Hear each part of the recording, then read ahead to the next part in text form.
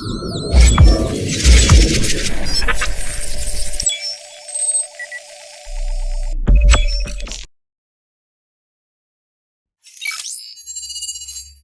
everyone. Thanks for tuning in. Welcome to the first ever episode of our podcast. For our first guest, we have Dr. Poirier here with us today.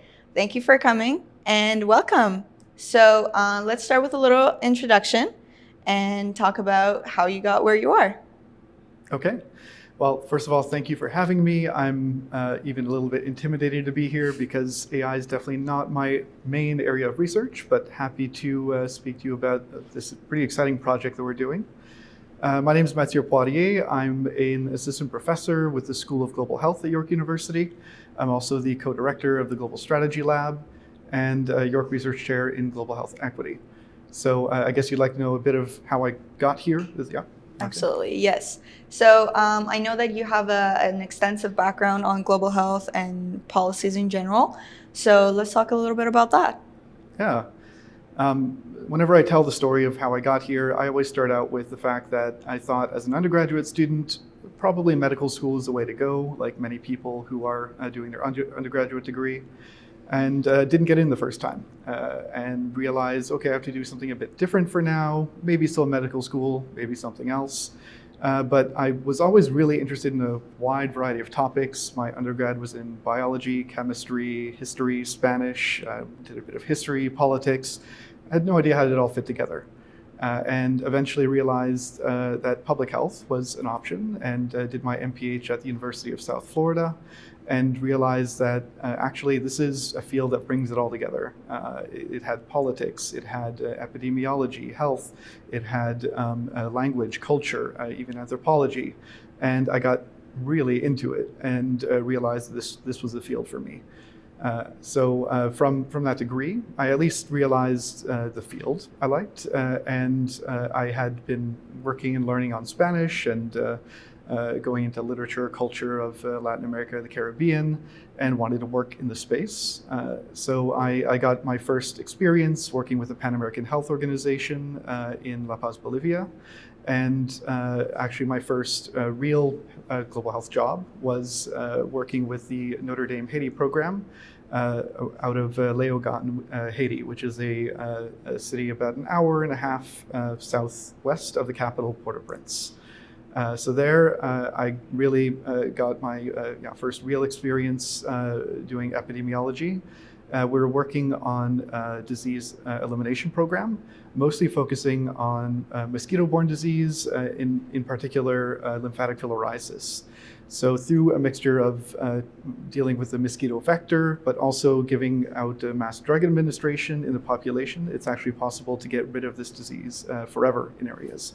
And so this was mostly what we're working on. And I spent 2 years working in Léogâne on this problem, but also traveled kind of throughout the country, looking into other mosquito-borne diseases, mostly malaria, dengue, and eventually chikungunya fever after it arrived. But as amazing as that work was and how impactful I did feel it was on the ground, I definitely felt that you're working in a resource constrained setting, and there's policies at play, there's broader economic constraints that limit what a government can do. And you see this influx of non-governmental organizations and that interaction with local population and government. And it's a pretty complex space, and I really wanted to know more. So I decided to go for my PhD, and I knew I wanted to learn more about policy. So I studied health policy at McMaster University, focusing on how we measure health inequities between and within countries. And eventually, after a bit of experience in other research projects, I ended up here at York University.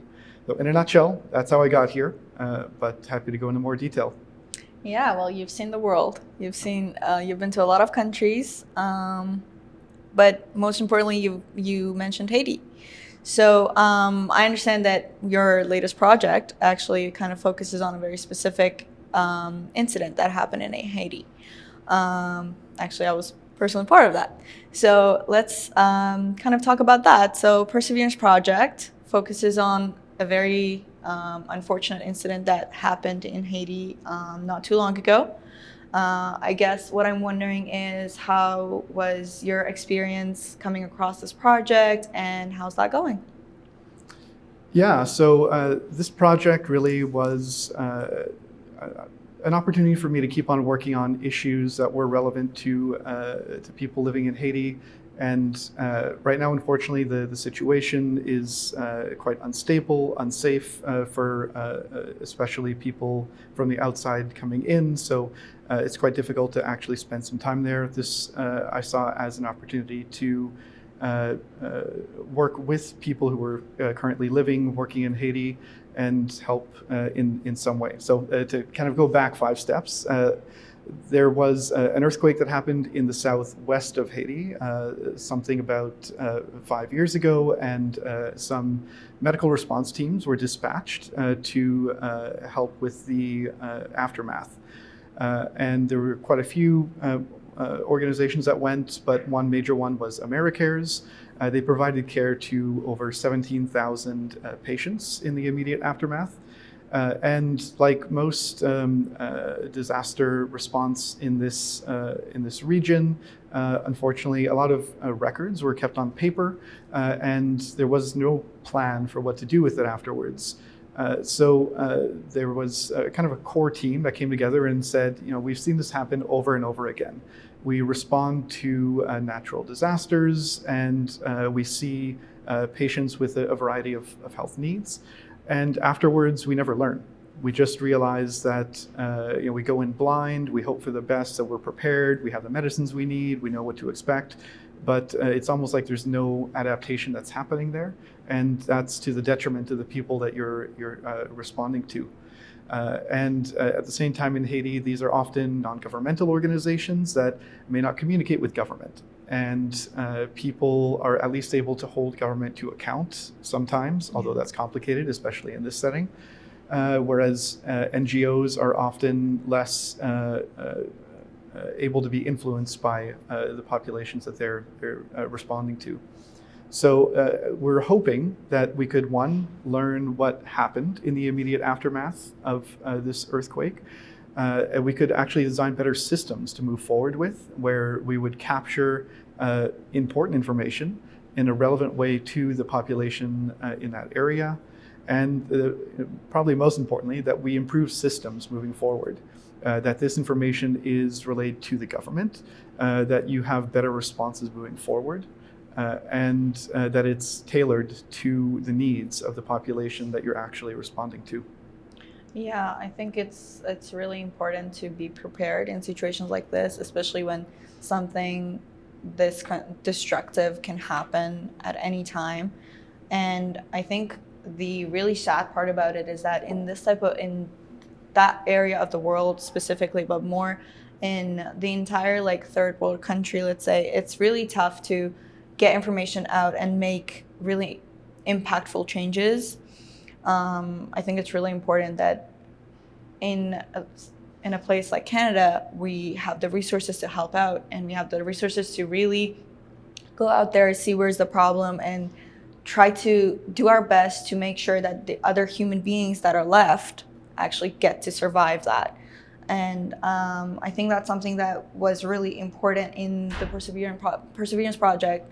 And I think it's absolutely unbelievable that you guys are doing this, and it's a very overwhelming feeling that when people read about this project, they need to care about the actual results.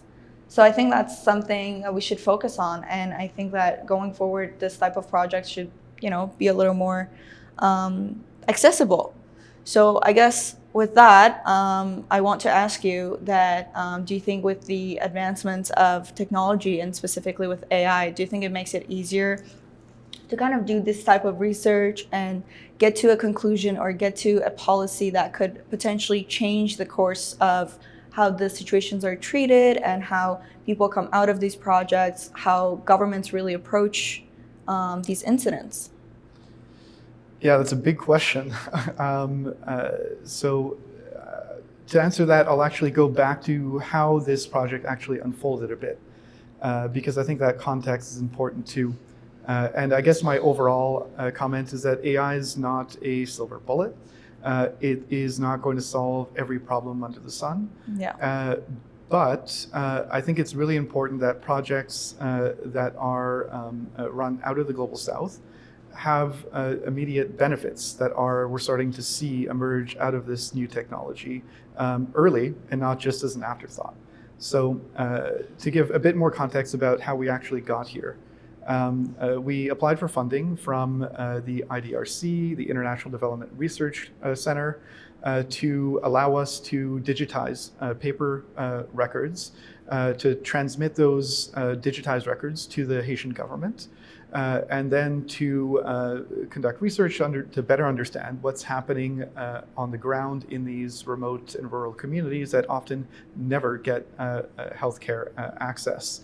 And importantly, we centered the project on gender sensitive and gender transformative outputs, recognizing that men, women, girls, and boys may all have different needs and may have different constraints in accessing care, in also like what information is important to capture and how to respond to it. So that was the idea. And I said before, the setting is complex. We certainly saw that in the project. We had proposed to set up a research center to digitize files in the capital of Port-au-Prince. Unfortunately, a couple of years ago, the president of the country was assassinated. Since then, there's been a huge amount of instability, of violence, kidnappings, and essentially we came to realize after even months of trying to move forward in a safe way, that no one involved in the project would be put in danger, that it was just not possible to conduct this research in the capital. So we had to change course, and instead we relocated to a safer area in the country, in the southwest, in Jeremy, and we found a safe location, but by then we had lost a lot of time. And we didn't have that much time to actually analyze the digitized files. And we also realized that the files themselves are really quite messy. And when I say messy, I mean there's a lot of medical shorthand, misspellings, and many different ways of referring to the same kinds of conditions. And to actually go through record by record for tens of thousands of records just would have been very time consuming in a way that we couldn't deal with. And this is not uncommon, conducting research in these kinds of settings, that there's things come up and things take longer than you think, and even when you plan for it, it can sometimes take longer than you expect. And so AI, we realized, was one way of speeding up the process, and hopefully also help us do things more accurately, consistently than a human coder would be able to do, and have more timely, reliable results using a new technology that would benefit the local population. So that's how we came to the idea that actually AI is something we should consider. Yeah, and then we went ahead with it and implemented it. But going forward, do you think you're going to keep using AI in this type of research? I think that one's also going to be a definite yes, but I'm learning as I go. How best to use it, when it's what it's good for, what it's not good for, and we certainly found a bit of both while conducting this research. We had to do some manual checking after doing everything, go over every single data point and make sure that it's really what we need to get out of it. So as we go forward with the advancements of technology and AI, do you think as a researcher we can use AI for specific things, or do we have to keep it still general and make sure that everything is still checked by a human? And I guess what I'm asking is, do you think it's complete? Do you think it can be even more powerful than it is right now? Though it's still in very early stages, I think we can agree. But a lot of people are using AI, especially students. They're using AI to take a shortcut and get to the final projects that they need to get to. And I guess what they're doing is kind of skipping a lot of the steps that they need to go through in terms of learning, in terms of actually mastering those topics, but instead they're mastering how to use AI. Mm-hmm. So what's your take on that? Do you think that it's okay that, we're using so much AI these days, or do you think that we still need to do the manual check-ins and be humans in the process? Yeah, that's such a great question. I think that AI is now a fact of life. It is universally accessible almost. It's being put to use in ways that I could have never imagined a few years ago. And the one thing I want to emphasize is that responsible use is probably going to be the most important thing moving forward. Just in terms of research, for example, the first thing that we wanted to make sure to do is to have our use of AI reviewed by an ethics committee, and we did that. We didn't move forward until it was reviewed by a research ethics board, and then we also wanted to be very careful because we know that it can sometimes hallucinate. It can sometimes match things that shouldn't be matched, and we certainly saw a lot of that. And I should mention that Ariana was an excellent research assistant who spent a lot of hours reviewing these matches, also digging into the methodology, and the project definitely would not have gone nearly as far as it did without her assistance. So thank you, first of all. Thank you. And we saw, though, that sometimes some conditions were matched that were inappropriately matched. It wasn't the same thing at all. We saw that AI sometimes tried to get so specific that it became an inaccurate match of an ICD code, for example, to a clinical impression. We saw also that we're going from French diagnoses to essentially using the AI tool in English and matching that to an equivalent in English or a code. And in every step, there's opportunity for error. And I would not have felt comfortable using the tool without the step of actually making sure that it was accurate, which still saved us a lot of time. It was definitely useful for saving us time. But if we would have just moved forward without reviewing and without expert knowledge, and when I say expert knowledge, I also include Haitian medical doctors who knew exactly what doctors were saying in their diagnoses, in their prescriptions, in the local context. Because even if you and I know Canadian French, French as it's commonly spoken in Haiti may not actually have the same common meaning. So this kind of gets to the fact that AI is trained usually on North American data or European data, usually in English. How applicable is it in other languages, in other settings, where those meanings, those languages are not the same? And if you just assume that it produces an excellent match or don't know any better to check whether it's accurate, you're going to be moving forward very quickly with faulty data, faulty information. And I think responsible use at this point means that you're open and you're transparent about your use. You review it, and you have experts at the table to tell you if it's doing the job properly. Yeah, I think that's really important to still have that double check, and because even when you use ChatGPT these days, they deliberately tell you that it can make mistakes. It can, as you said, hallucinate or come up with things that aren't necessarily part of the database that you fed to the model. So there's a lot of people that are interested in doing research, and especially like following a pattern and getting through that research process, getting to results. But what they're not really taking into consideration is that even though if we use data for our everyday tasks, there's still that manpower behind it. We still have to direct the AI and guide it through things. Mm-hmm. But something that's become even more important in terms of skills, it's the prompt engineering and making sure that you're asking AI the right thing. So we go back to the point of responsibility.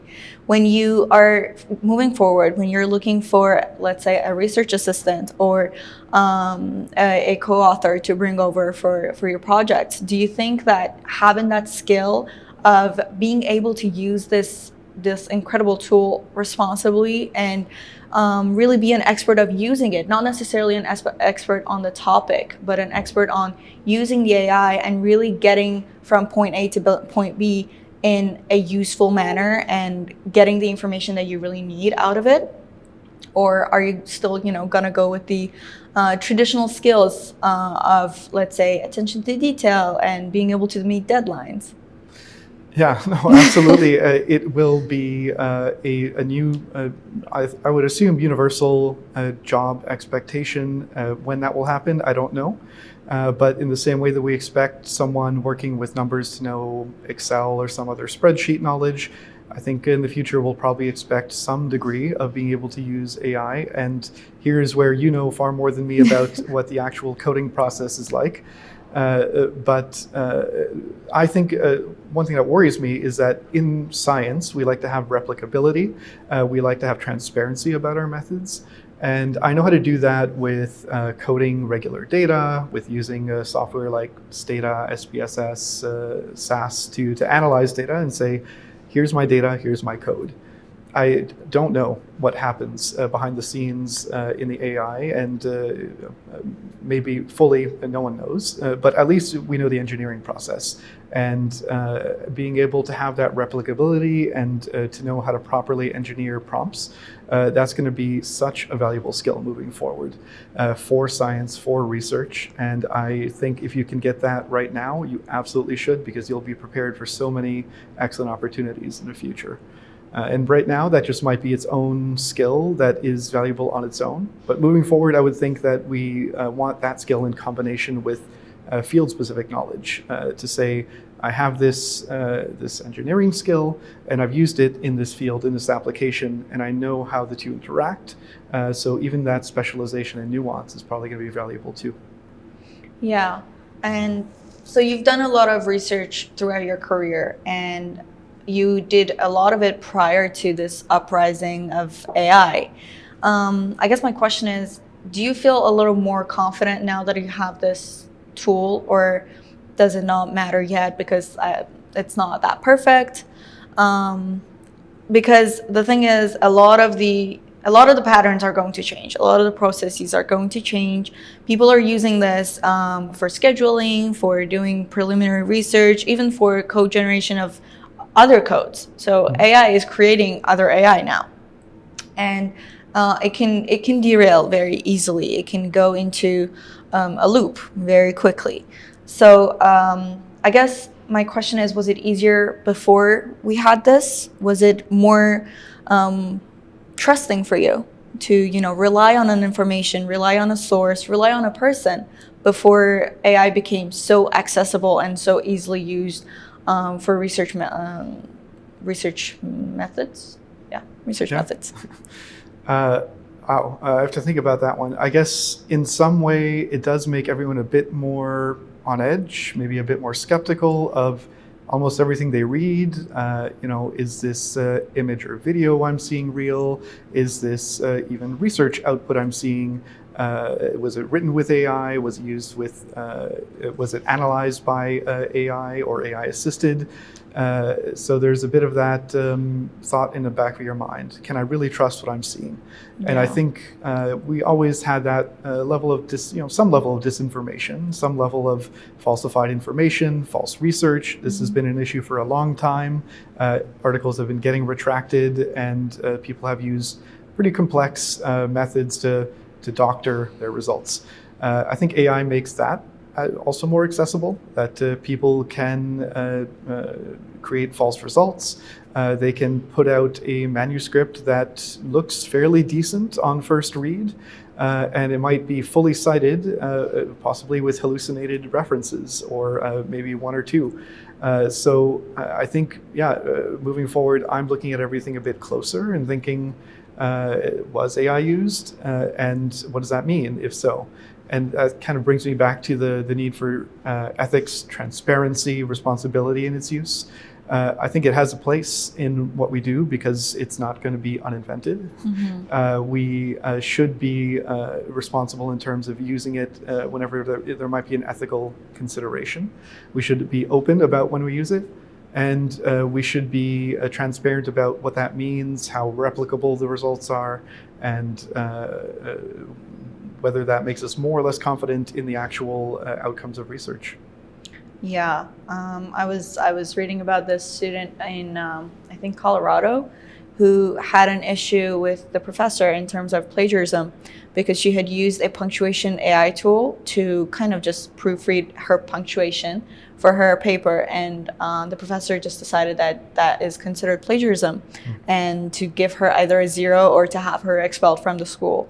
So I think these like uses of AI in our everyday lives is going to be really challenging to say, yes, this is a problem, no, this one is not a problem. And I think students are going to have a really hard time in the sense of convincing the older generation, I'd say, in okay, no, this is actually my work, and it's like I gave it to a friend to proofread it for me, or no, this is the professors come out and say, okay, what you're saying is not 100% your work, and it should have been your own work. But the truth is, it's a really fine line in deciding what is authentic anymore. I think there's so much content out there that we're consuming every day that could potentially just not be based on anything, but it's so hard to decide what is actually authentic and what is just computer generated. And I think going forward, we need to be very, very skeptical as to what we're consuming, because a lot of these pictures and videos and articles that we're reading have no scientific basis, have no reality and depth to it, and it's just there. It's just, it has no background, right? And in science, that becomes a really big problem, especially in your area, in global health and policies. It's really tough, because what if someone comes out with a paper that is not based on anything, but because the data was generated by AI, it seems like it was based on something. So what do you think about that? Do you think that this causes a lot of problems, or do you think that it can be regulated in a way that we can control the information that comes out and we can actually trust what we're reading or what we're learning, you know? These are big questions. I definitely don't have an answer to them, but I wonder the same things as you. And even without even getting too philosophical about it, but let's leave aside outright fabrication of data, making up results, and even images, videos, and that kind of thing. For students, actually using AI for punctuation, I certainly have no problem with that, and this is a process we're all learning how to work through. But the process of struggling through writing a product and not being sure what to write and having to think it over for an hour, if you use AI to overcome that, what does that mean for our critical thinking ability? Yeah. And in the same way, for research, if we're using a language model that is based off everything that's already been said or thought or done before, we're essentially in our own loop, doing the same research questions in the same way, time after time. And maybe our capacity to come up with new questions, with new ways of thinking about things, of new ways of analyzing data, it might decrease over time. And that to me is kind of a big meta question, whether if we become too reliant on these tools, do we lose that critical analysis and that creative energy? I don't know. That kind of leads me into my next point. Do you think humans are getting lazy now that we're getting into this whole tech uprising and everything becoming an IoT, basically? Do you think we're getting lazy? Everyone's using scheduling tools. Everyone's using co-pilots. I don't think we're getting lazy. I think the fact that we all have to learn how to live with this new tool is in many ways added work for everyone. When not only what it can do, when it can be trusted, and that's not just for the people creating a project, but also those reviewing it, checking it. And that's all added mental burden and labor that we're doing right now. This is a revolution in technology, and so I don't think we're being lazy by figuring out as we go when it should be used. Now, moving forward, I think a lot of things that we used to do that was very time-consuming, that might become much easier and faster. And certainly I've seen a lot of examples of AI, saving time on mundane tasks like we did for the research project, cleaning up messy text data and matching a misspelled word to a properly spelled word. It's great at that. Let's use it. And that's not being lazy, that's being efficient in use of resources, in time. And it's not lost time either, because if you spend less time doing that, you can do better analysis, you can do better literature review and situating what it means. So it's not like if you save time, then you're not going to work as much. It frees up capacity to do other things better. And I think if we have that mindset, then I think we'll figure it out eventually, but it's going to be a process. Yeah, absolutely. I totally agree. I think that we need to learn how to use AI in the proper way. And I guess we go back to the topic of responsibility and using it responsibly. You mentioned that you brought the idea of using AI in the project to an ethics committee. I think my question here would be, did they have any concerns that you guys had to address, or were they on board with it? And I guess something that's a little more out there, were they of the early adopter generation, or was it a little more in the traditional sense of ethics committee? I don't know. I don't really know who reviewed it, but right. It definitely is good to get feedback from ethics committee, because as a double check, you don't want to be rushing through without thinking of all the possible consequences. And it's just another resource to help you think through, well, actually, could this go badly in a way you're not thinking about? So I think it is absolutely a valuable thing that everyone should do in research. And however, I think for everyone working on ethics boards, not everyone's familiar with the consequences or how it works or how it should be responsibly used, and they're figuring out as we go too.